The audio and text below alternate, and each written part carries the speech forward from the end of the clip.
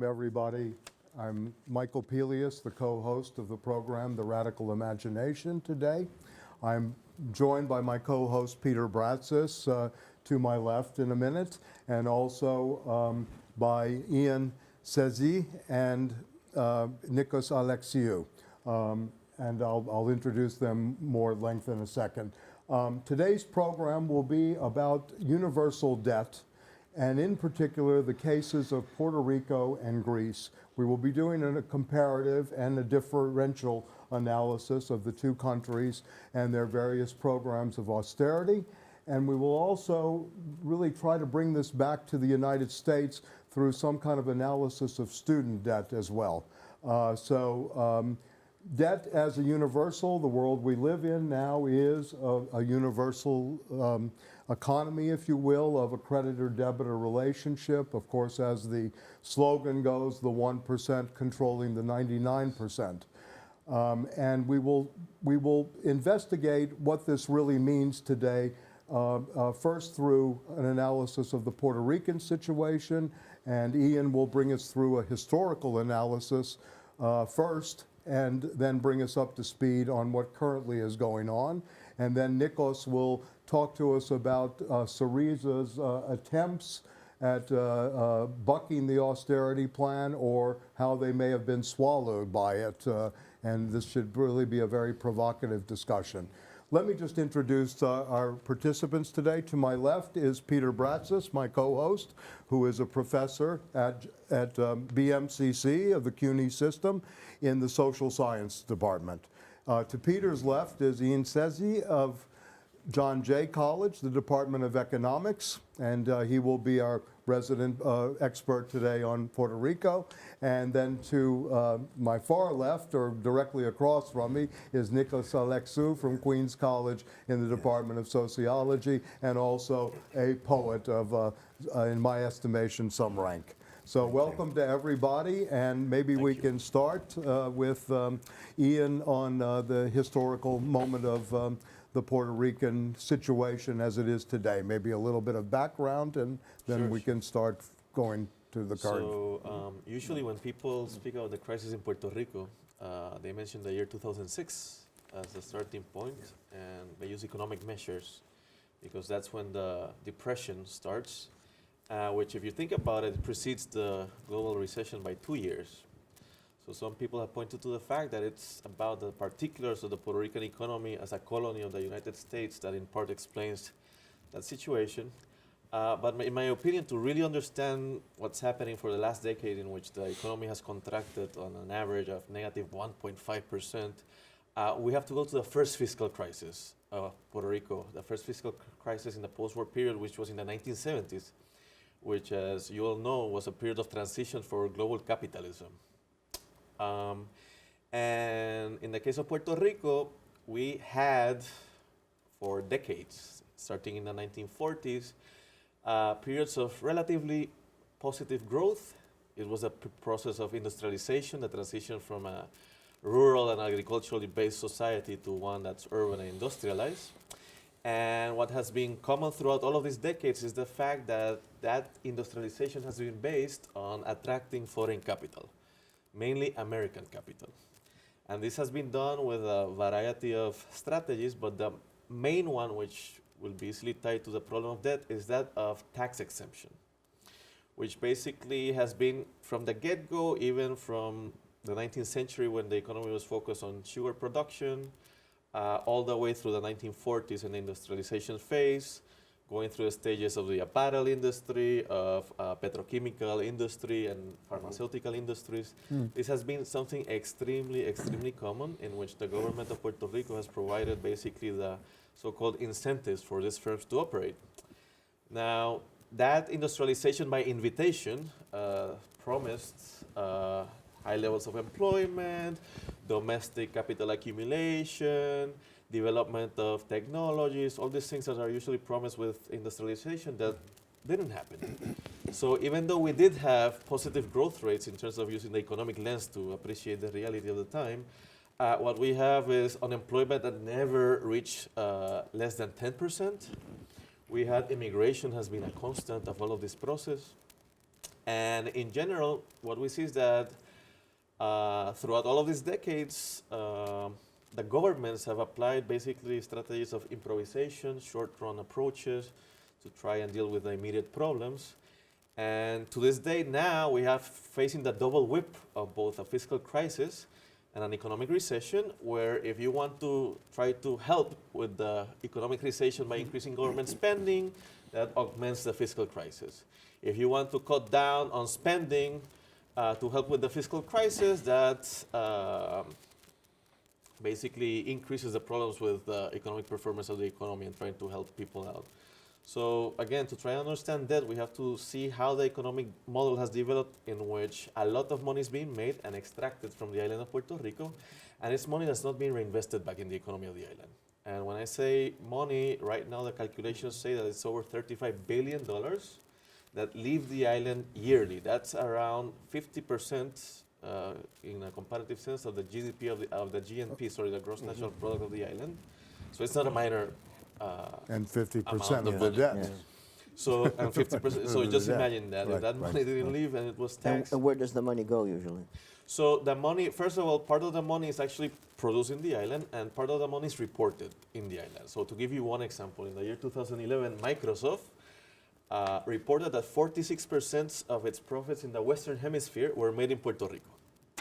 Now, the effective tax rate on those profits was 1%, whereas in the US mainland, the effective corporate tax profit is 35%. So this is very common in this last 4 decades of what we call neoliberal capitalism, that these firms are looking for flexibility to move around their profits. And this can literally mean, have an office, a desk, a secretary, and one overseer, and claim that it's in that place where the profits are being made, Right. where the paperwork is being reported. So this is not only about Puerto Rico. Right. The European Union, I know that right now has a case against many big firms like Google and Microsoft because of that transfer, what we Right. call price transfers Yeah. of the profits worldwide. So in that sense, again, to understand the debt, it's not in terms of irresponsible spending. It's not about living beyond our means. It's about conditions that have been created, because that's how capital works, in which wages are stagnant, unemployment is high, and the government basically facilitates in a very servile way the operations of capital, which again, remember, uses this structural blackmail that says, okay, you're going to apply me taxes, I'm going to leave. And they're doing that. They're also And I doing guess that's why you mentioned 2006, because that was the year that was ended all the tax breaks Yes, that, Section that the 936, companies had. Section Um, 936 of the And Internal Revenue Code. also, two things. Is still that law with American ships, they have to carry all the products, all the products. Yes. How they call it, the Jones Act. The Jones The Act, Jones. yes, The Jones maritime, the cabotage. So Yes. this is an extremely important issue. Absolutely. And also, what is the final word on the status, the political, because the economy is one thing, but we have to see also the political. I mean, the status of the island. It is complicated. Absolutely. If they can introduce new currency, they can't.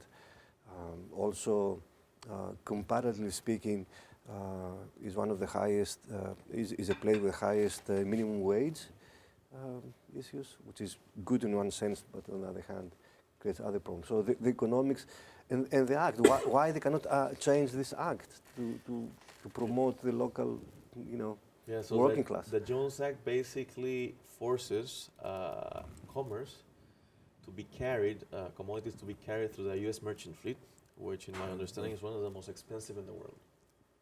So it basically means that the costs of living go up just because of that trading activity of using those merchant fleets. We don't have an option. And that law has been there for a century, basically. Yes. And it's one of the spearheads of the struggles here in the United States by Puerto Ricans that are asking Congress, like, we want flexibility. This is clearly putting us at a level in terms of the cost that is way above many of the states of the United States. And that's where the argument of the minimum wage Yes. takes a very important place, because right now, many economists, many of them associated with the International Monetary Fund, are making the claim that the minimum wage of Puerto Rico is too high compared to the so-called productivity of the island. But we're in a situation in which the cost of buying those commodities is, relatively speaking, 20% higher than in the United States. So there's a big fight about that. And the average wage is much lower than the And the United average States. wage is much lower. Right. And then regarding the status of Puerto Rico, that has been the, let's say, it has defined the historical coordinates of the discussion of politics and economics in the island. Right now, the two main parties in the island, one supports statehood, the other one supports the Commonwealth or variations of the Commonwealth. They don't like to use the word colony. And they basically account for over 90% of the population. So in one way or another, they want to be either directly connected as a state, potentially the 51st state of the United States, or want to better the present situation. They believe that headways can be made.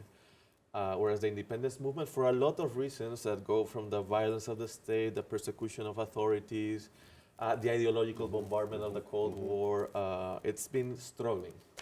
It's in that scenario where alternative groups and political organizations have decided that this cannot be the spearhead of political struggle right now.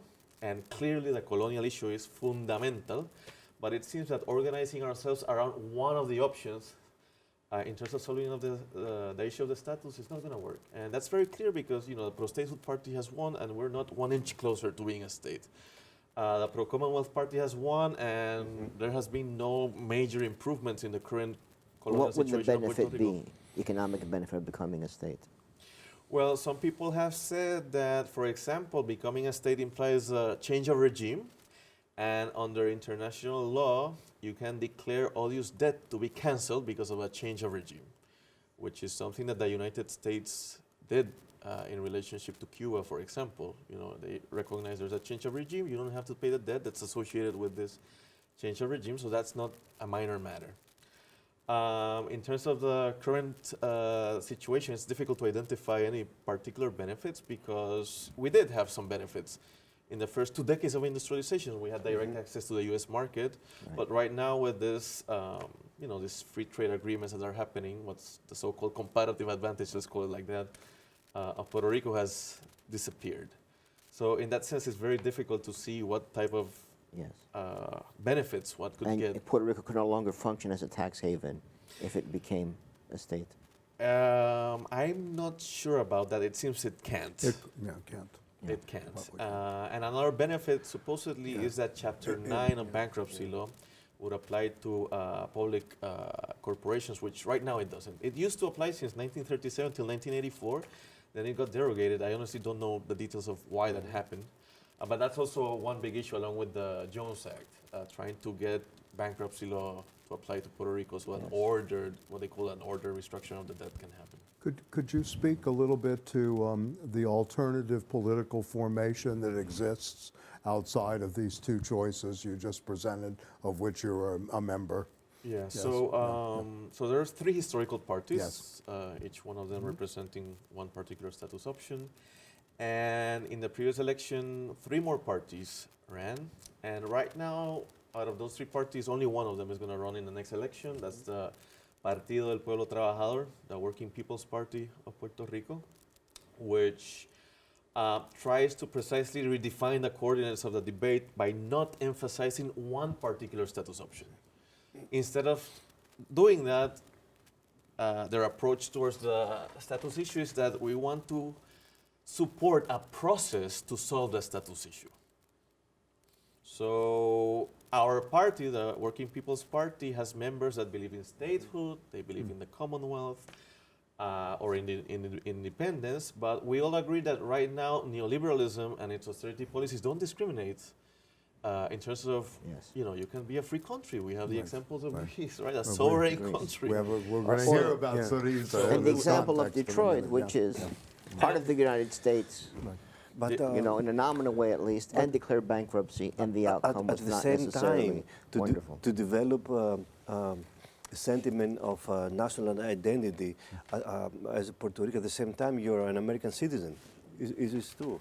Still. 1917, yes. So it's not an easy situation. No, it is. not It at is. all. You But are it's an American comparable. citizen. It's comparable in many ways to the dilemma of Greece on the question of staying or leaving the Eurozone, The Eurozone, and potentially the European Union, because it was there's been a similar kind of debate within Greece. Yeah, but Whether breaking with the Eurozone in Europe would be better, or trying to negotiate some space within those arrangements to But reduce European countries, they austerity have measures. developed historically a sense of national identity. They are not, they don't see that they are European citizens in the sense that you are an American citizen, in the case of Puerto Rico. So how you develop this nationalist identity in this case, it is extremely complicated. And of course, the main source of the problem is that there is not a clear dialogue with Washington, with representatives in Washington, how to deal. It's not a pressing case. I mean, I hear the candidates in this political, the presidential debates. Puerto Rico is not part of it at all. And I But think maybe when Trump builds the wall, he will hire Puerto Ricans to build the wall, and that can alleviate some of the problem. I think that will be a first step to mobilize forces that can bring the case of Puerto Rico into the political agenda of the United States. You know that Donald Trump has hotels in Puerto Rico that own the government of Puerto Rico millions of dollars. Yes, well, he's known to do that He's almost to successful everybody. story, Very yeah. successful as a debtor. Yeah. He's probably the great model of being able to, delay But debt. Nico, maybe you could explain the rise of the debt crisis in Greece, which begins a little bit later than 2006, and maybe we can see some of the parallels. Well, in the case to of what's Greece, happening. I think it started much earlier, the crisis. I mean, and I don't think so that the current crisis we have in the past 5 or 6 years are the result. It is a symptom. The Greek crisis is a symptom of the crisis of capitalism, but the Greek economy suffered since let's say after the fall of junta in the new era. In the post-junta era after 1974, and especially when Greece entered the economic union, as they call it at that time, the common market, as they used to call it, because we saw many signs of deindustrialization, and we saw many signs of weakening the agricultural sector, the policies within the European Union. Unfortunately, the right-wing governments and the PASOK government, the Social Democrat policies, were against the real benefit of the peasants, and of course the industry. And of course, all this went back during the junta. The junta in Greece that happened between 1965 and 1973, it happened in a moment, in an economic moment, that all the economic indicators were growing up, which is unthinkable. So the Greek crisis started before all this. Although Europe had the development a little before the first oil, the petrol crisis of the 70s. 1973.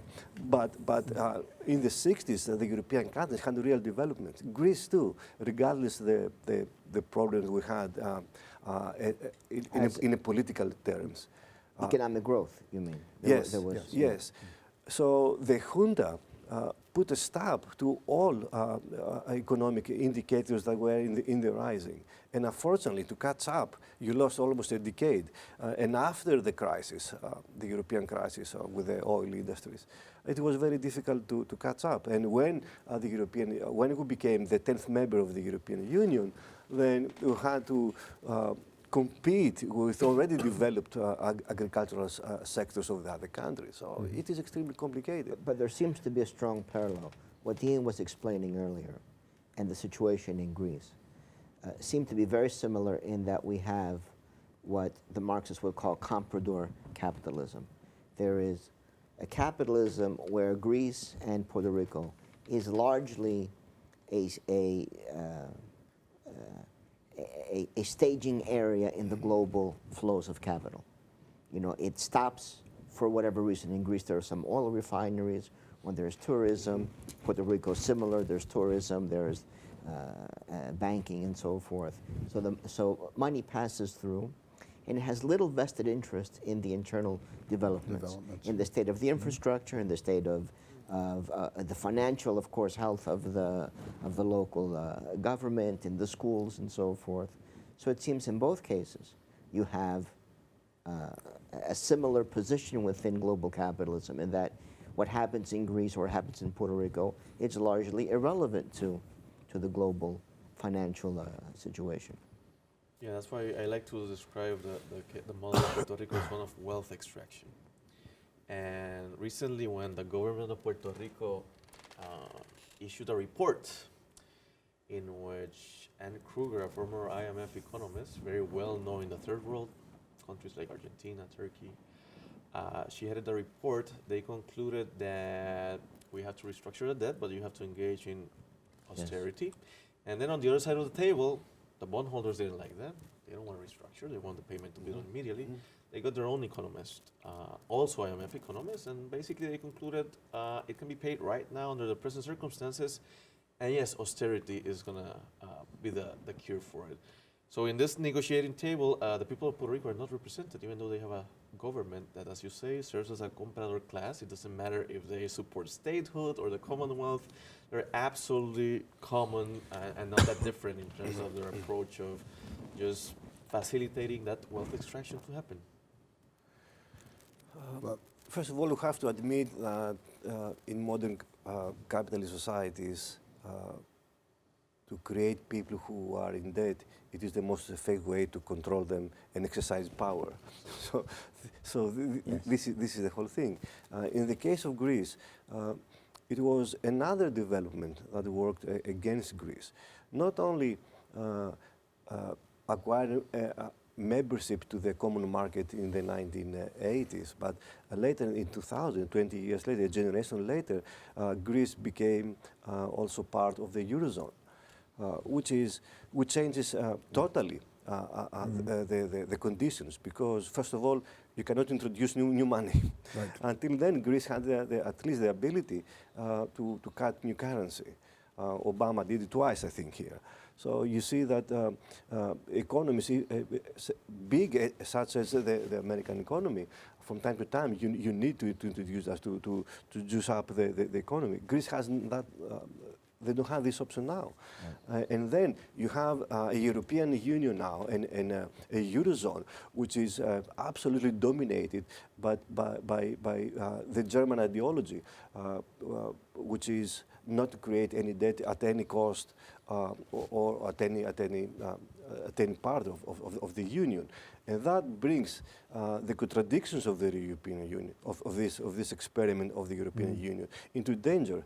They are pretty close to disappear, right? to destroy the whole Union.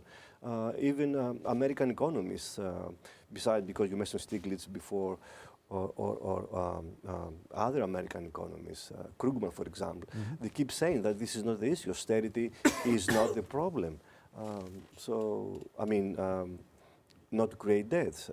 Instead, try to solve the problem of unemployment. But in German-led economic ideology or a European Union, which is dominated by the German ideology, this is impossible at the moment. So Greece is part of this thing. It is more complicated. One of the interesting parallels between Greece and Puerto Rico is that in both countries, and they're probably the only two examples of sort of advanced Western economies where the participation in the labor market, the number of people who are employed or looking for work, is less than 50%. Most of the people living in Puerto Rico and Greece neither are working nor are they looking for work. And that in itself, of course, is a very difficult position for the people to be in. And maybe you can say some things about why capitalism has not been able to create more jobs. You know, one of the myths in the Greek case and the Puerto Rican case is that the public sector was too big. Everyone was working for the state, for local governments, and it's not true in absolute terms. Yeah, it's not true. That the public sector in Greece and Puerto Rico is very big. In Greece and Puerto Rico both, it's about 40-something% Yes. of GDP, somewhere around 45. Is that true for Puerto Rico? The debt is... No, not the No, debt. the public public sector. sector as a percentage Oh, yeah, of it's GDP. 50%. Yeah. Absolutely. So it is not an extreme case. What is extreme is that there are public sector jobs, but not private sector jobs. So the ratio seems off because there are so few private sector jobs. So what has been really the difficulty in both Greece and Puerto Rico for jobs to be produced?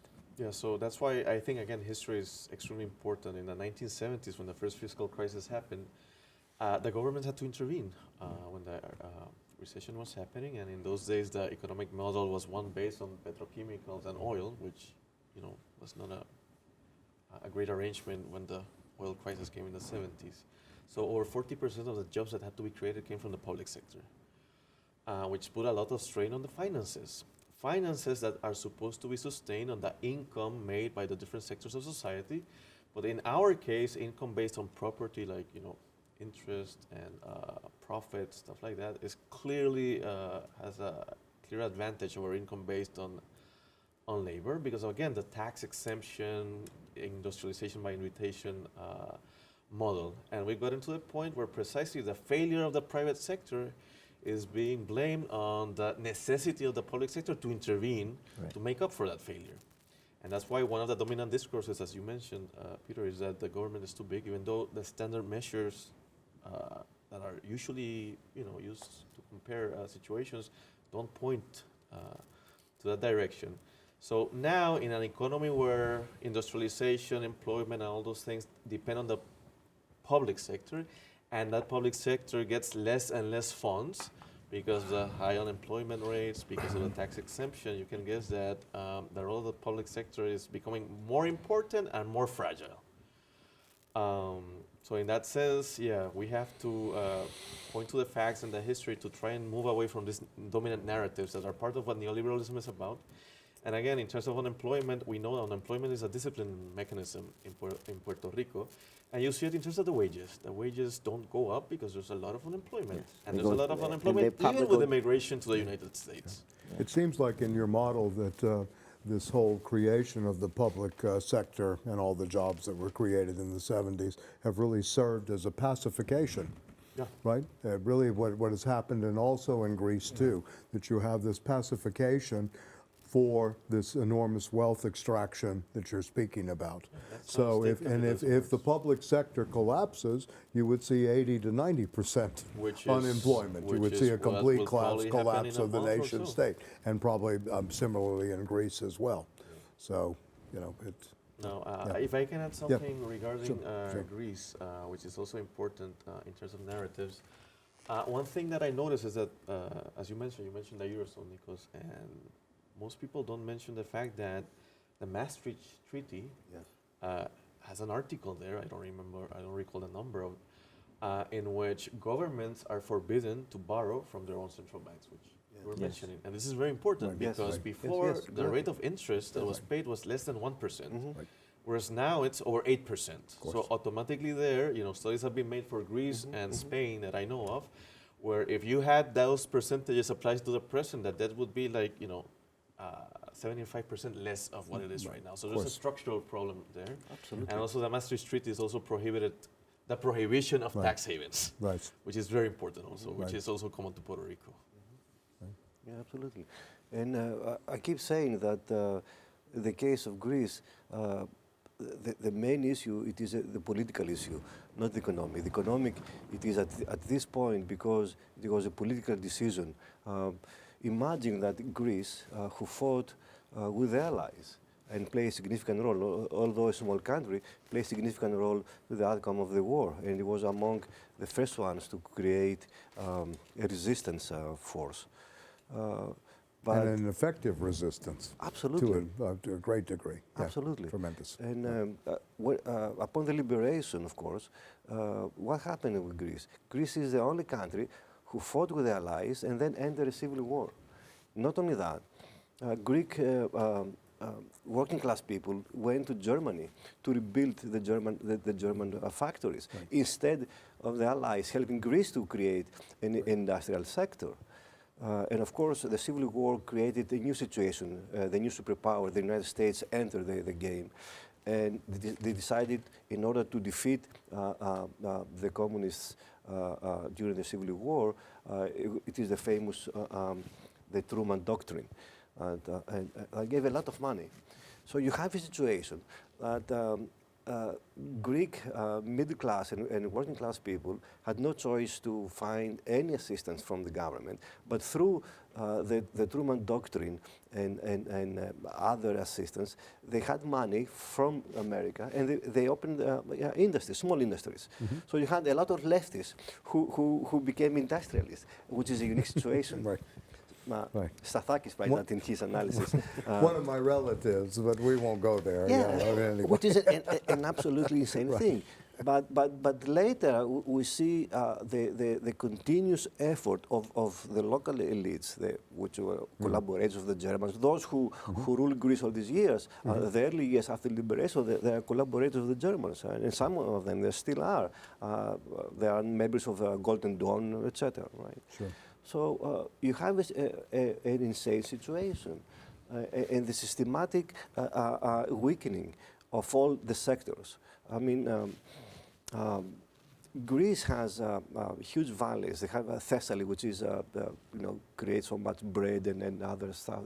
And why you have to compete, let's say, with the Netherlands, with Holland on issues regarding cattle. We have the ability to create all those things by ourselves, especially in northern Greece, that they have space and knowledge how to do that. But over the years, they weakened that, and that's why Syriza now it is in the situation. Can Greece be self-sufficient? No, they cannot, because all these decades weaken all the sectors of productivity. So that's why Syriza had to make that decision.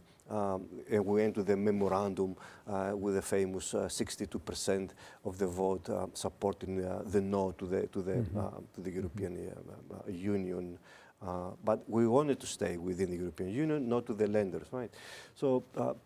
I think people should be reminded, though, that the όχι vote, the no vote, was not about leaving or staying, leaving the euro. 90% they wanted to remain within the European Union. No, it turns out wanted to stay in the euro.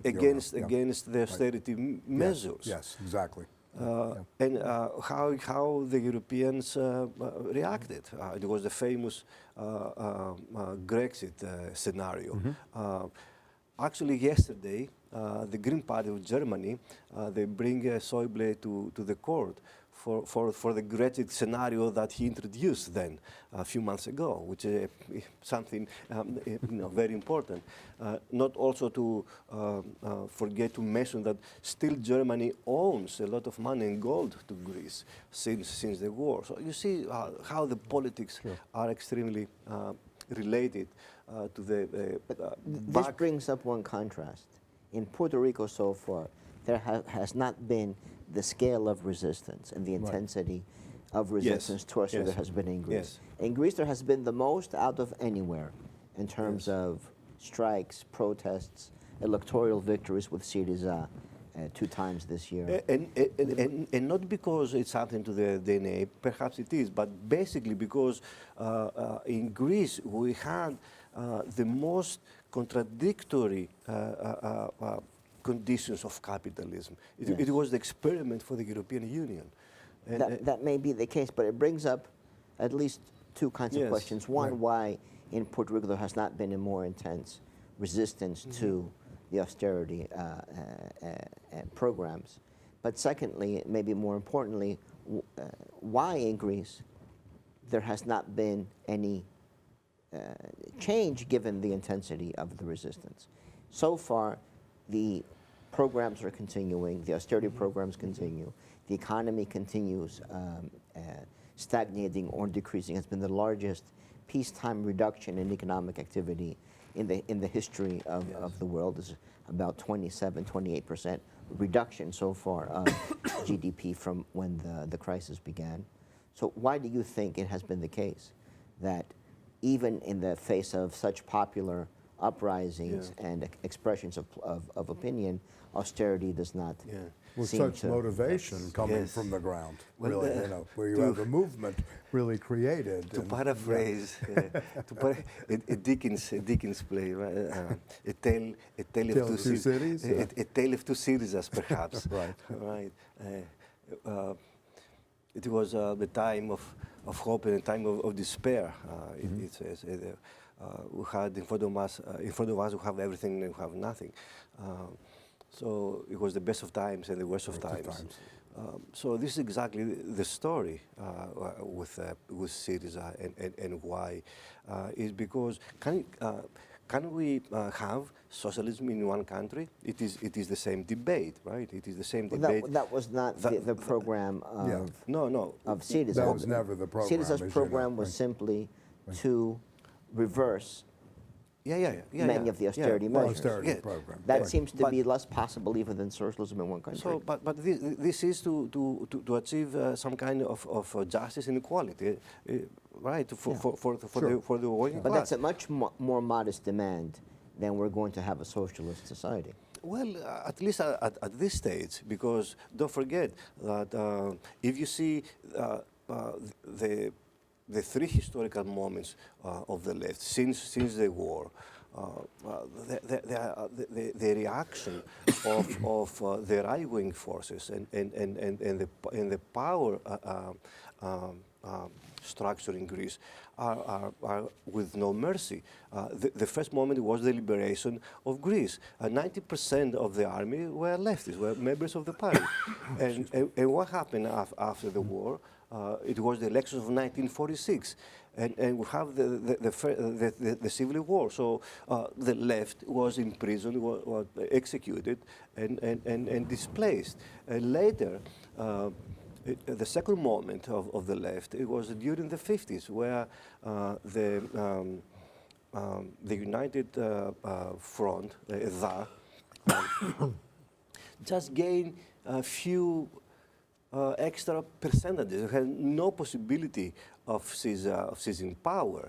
And that led to the assassination of one of the MPs, of Grigoris Labrakis, a pacifist. He was the creator of the initiator of the peace movement in Greece. Of which the movie Z is based on, of course. for our viewers as and well. And then the third moment was with the latest junta of 1967, the rise in the moments of the left. So you see that the local elites, they have no mercy. Yes. And of course, all these years, the reign of terror by the right-wing government and the various forms of the Golden Dawn. Golden Dawn is not new. I mean, the father or the grandfather of Seda-Irizarry, for example, they are members of those illegal right-wing thugs all the previous years after the Civil War. So for the first time, you have a leftist, a very small leftist party, because it was a split also of the left in 1968 to the pro-Soviet Communist Party of Greece exterior and the interior. And this is the tradition of Syriza. A large part of Syriza comes from the interior, which is the alternative to the Soviet model. Poulandzas came the huge motto that socialism must be also democratic, otherwise it doesn't exist. And this is what Syriza represents, a democratic approach to all of this. But Ian, let me ask you the question. Given the experiences in Greece of the last few years, given the failures of Syriza to be able to negotiate some loosening of the austerity programs. Well, why should we? Excuse me, I don't want to use the term failures. I will say, let's say, why not achievements? Because they failed in terms of undoing the austerity programs. Something under I mean, the famous phrase from Marx, right? Not all people, they are free to make their own lives, but not the way they actually choose. Yes. They are pre-existing conditions. from the 18th improvement. And the So- pre-existing So you conditions see, have you see overwhelmed some the intention. achievements within Absolutely. the I givens I don't of the, see the, it as failures. I'd see Right. as small, Well, there's small there's victories. we can debate the failure success, Yes, but there's no right, right. question Yes. that there's been a failure to undo or to reduce the austerity measures. The austerity measures are more now than they were in January. With one very important ingredient, that for the first time, you have parallel alternatives. For the first time, a Greek government put into the table that if you find the money from other sources, then you can do that. Yes. Until now, they never had. So everyone is playing the lottery in the hopes of finding the money? No, they're trying to find various ways. And remember that in order to exercise all of this, you have to have power. I insist that Syriza perhaps succeeded to an electoral vote, and they are the government, but they do not control the state yet. Up to now, all these months, still they're negotiating, let's say, the media plan, that the mass media in Greece are controlled by 2 or 3 families who also control a lot of the businesses, all the public. But it would seem to, this is the question I want to ask. Through them. So you see the interconnection between controlling the mass media and controlling also, what we're going to build, who is going to build, and for whom.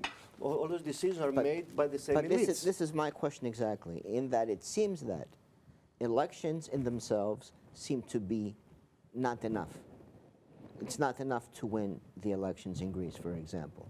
In a country like that of Puerto Rico, that is in a dependent relationship with its allies, or I don't know what you call it, creditors, or whatever the situation That's why I may be, mentioned the where points you of have of the where status you of the have forces. where you have this bureaucratic Yes. machinery at Yes. stake. Why should we be focused on then electoral politics? Why aren't we in the mountains training with the guns? If the electoral machinery and the state seem to be ineffective in bringing about some kind of And let me just change. add, your party is in the position where Syriza was about 5 or 6 years ago, with a 5% base of the populace. Hopefully And 5%. yes, hopefully 5%. I'm sorry, I understood it as 5. And what do you see developing, say, out of the alternative to the electoral process, or to elections, and what institution building is taking place there now? Yeah. That could- I'm going to tie this with your previous question, which was about why don't we see massive movements? Yes. Because it seems that part of the ABC of any potential solution has to be that. In our particular case, there's lots of escape valves for this social tension. I would number 3 of them. First, American citizenship gives Puerto Ricans the flexibility to come to the United States and leave those problems behind. Right now, what we have is that, as of now, there's more Puerto Ricans right now in the mainland, U.S. mainland, than in the island of Puerto Rico. So that would be one escape valve, just literally escape. The second one, which has to do with the role of the state in capitalism, which is to ameliorate social tensions, has to do with federal transfers that go into effect when, for example, unemployment hits. So there's funds coming from the United States that try to appease those potential social tensions. And then the third one is people going to the informal economy. Right now, we don't have a precise measurement. This is always problematic in terms of capturing the activity of the informal economy. Some estimates are like maybe equal to 40% of the size of the economy. And in our particular case, the informal economy has also this reality of the violence associated with the role of Puerto Rico in the drug trafficking routes. So those things, in a sense, seem to undermine the possibility of organizing people. And also, when you look at the profile of the people leaving, it's young people. People that are staying behind in the island are old people, relatively older people. In our case, as with Greece and any other social experience, the issue of self-determination is fundamental. And we know that under capitalism, that simply is incompatible. That's why we put right in the table capitalism as a fundamental problem, even more fundamental, in my opinion, than colonialism. So self-determination is not about understanding it in terms of being an independent republic, etc., but in terms of practices, and it goes from the individual level of the women's rights for abortion to social collective struggles. In terms of how successful can one use electoral politics, well, it seems that one strategy is precisely that of the credible threat. In our case, the moratorium of the debt, or simply saying not paying the debt. We have lots of studies that demonstrate that right now Puerto Rico has what we call a primary surplus, which means that if you don't take into account the money that goes to the service of the debt, we have a excedent that can be used, right? So that could be the basis of a credible threat to creditors who are then telling us that, well, you won't have access to the credit markets. And we know that's not how capital really works. Capital seeks profits even in the so-called riskiest moments. That's our role of hedge funds right now. It's very important. They control around 50% of the total debt of Puerto Rico. So in our case, it's about the ABCs of organizing, getting people together, changing the coordinates of political discourse. And yes, we have to fight on all fronts, and the electoral front is one of them. That's the politics that people are accustomed to doing. It's just that we have to work from within that and try to change those coordinates. Going to the mountains, I don't think this is the 1950s. Yes. And we don't have we're not Cuba. We don't have a central mountain range like in Cuba where you can just hide. So this type of underground activities, I mean, we can have a long discussion about this, but I don't think that right now in such a conservative society like in Puerto Rico, even if you succeed, that counter-revolution will knock at the door right immediately. So that's in terms of the reality of the moment as I see it. So in that sense, we have to play the game and also change the rules of the game. And that's why we're willing to play the game in terms of electoral politics. And on that level, I think it's clear Seda has failed so far. No, I mean, maybe in the future, success can come, but so far, but you are optimistic that even though in the Greek case so far has not worked, that in Puerto Rico it could work. Yeah, I mean, that has affected political movements in Europe also. Let's use the word failure, even though Nicos doesn't agree with this. Yes, of course. It has undermined the momentum that many movements like Podemos in Spain were having, apart from internal problems that we can discuss if you want. But I mean, what is the option? What is the option if in a highly conservative country where people are living, violent struggle was a century ago dealt with in the harshest of ways, to the point that we have to reconstruct institutions of the left. This happened in the United States. The 1920s, the labor movement was a mess. And what happened? It revived in the 30s. So these things have to happen, and that's part of the For a very short period of time, unfortunately. Yeah. Yes. Well, they got yes, FDR it was. to Yes, of course. get money from the capitalist class in huge exactly. amounts. Yes. Maximum tax rate of 100% or $25,000. That's unheard of now. Yeah. That's not even discussed. That's not on the table. So the credible threat of not paying, I think in our case, in the case of Greece, the threat was to you guys counter threat, like you have to give the euro. In our case, I don't know what would be the counter threat apart from telling us that you don't have access to credit markets. Which is fine because we have a cooperative economy in Puerto Rico that actually owns part of the debt of Puerto Rico. So an argument is being made in terms of, okay, we're going to audit the debt and we're going to try to prioritize who gets paid first. And in this case, it seems local sectors like the cooperative economy that doesn't work in the usual private capitalist way, just by definition should have a priority. And it's a pillar of a potential post-capitalist society. But yeah, the politics of the moment is a complicated issue, but again, my response will be that we have to fight in all the fronts, even those that we don't like. Of the debt, who is prioritized to be paid first? Is it the hedge fund people, since they control most of the debt? So there's, that they've bought the bonds, they're heavily invested.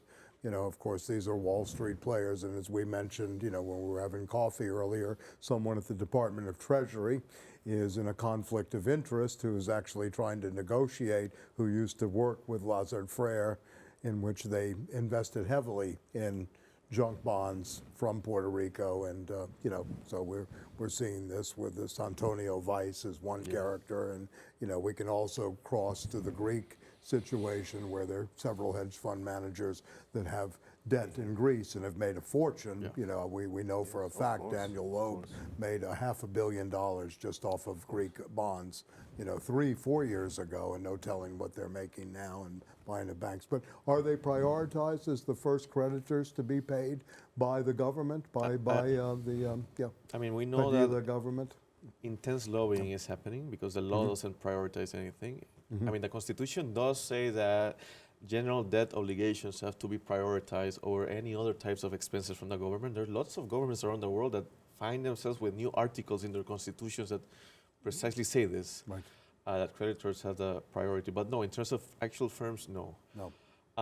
And what you mentioned is very important, the fact that the same names, the same firms have part of the debt in Puerto Rico, part of the debt in Greece, part of the debt in Argentina, and are major players here in New York City. Yes. And in New York State with Cuomo also. Yes. So that's something very important around which we can try to organize politically. But that's something that, for example, we want to exceed political power, take control over the state to precisely put those priorities in place. Because we know that they're putting a lot of money, and as I told you, the representatives of these negotiations are not representing the general citizenry of Puerto Rico. So that could, you know, that would be an example of the benefits of actually playing the political game of trying to accede to standard political power through electoral politics. Since 1980 until now, more than 300 billion entered Greece through European help and aid. What happened to this money? We have our friend and colleague Tsoukalas that he wrote about the concept of clientelism within the Greek political and economic sphere. That is to shape, to make people, to train people, to get money and do nothing, just to use it for other reasons, for what they got the money for from the European Union, and also to create this dependency, ideological, psychological, and political dependency to the elites who managed to govern for 42 years now.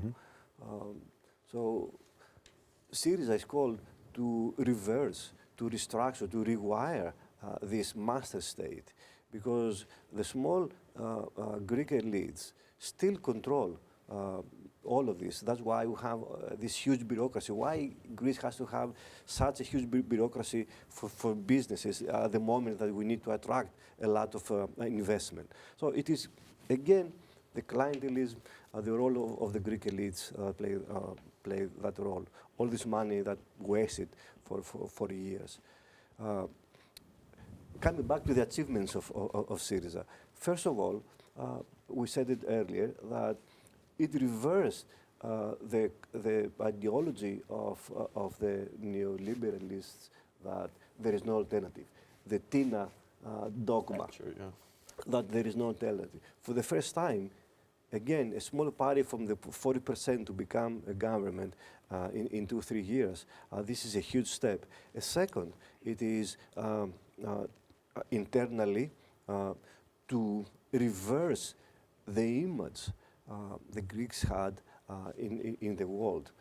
Until then, because of the Protestant ethic and the spirit of capitalism, to be in debt, according to the German ideology, is that you are guilty, you are a sinner, you are not a good person.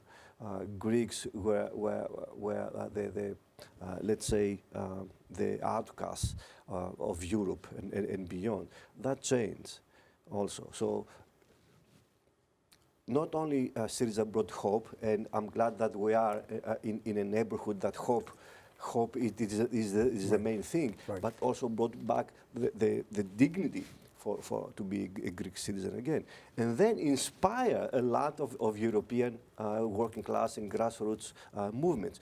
Look, for example, now in Portugal.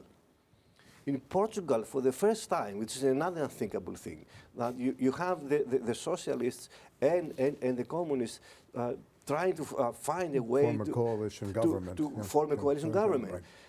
A right-wing government that brought the austerity measures, that lost in the elections, and they refuse to step down all this time now. And still they're negotiating with the Portuguese elites to find a way to postpone or to delay the new Portuguese forces that are in play, because that they want to delay that because the Podemos elections are coming in Spain. Yeah. Good point. Well, let's leave it at that. Unfortunately, we're going to have to wrap up. You know, and I hear what you're saying about the inspiration that the Greek people gave the world, and I'm certainly in agreement with that, at least the courage that was shown. And when Syriza finds some allies in the European level, then more achievements will have. Yes, of course. Okay. So thank you very, very much for our guests, Peter Bratsis, my co-host to my left, and Ian and Thank you very Nicos for much. joining Thank you us. for This was a being here. very informed discussion. We have to have more of this. I'm Michael Pelias, the co-host for The Radical Imagination. We will see you soon, next week again, and thank you very much for our guests and the time here. Thank you.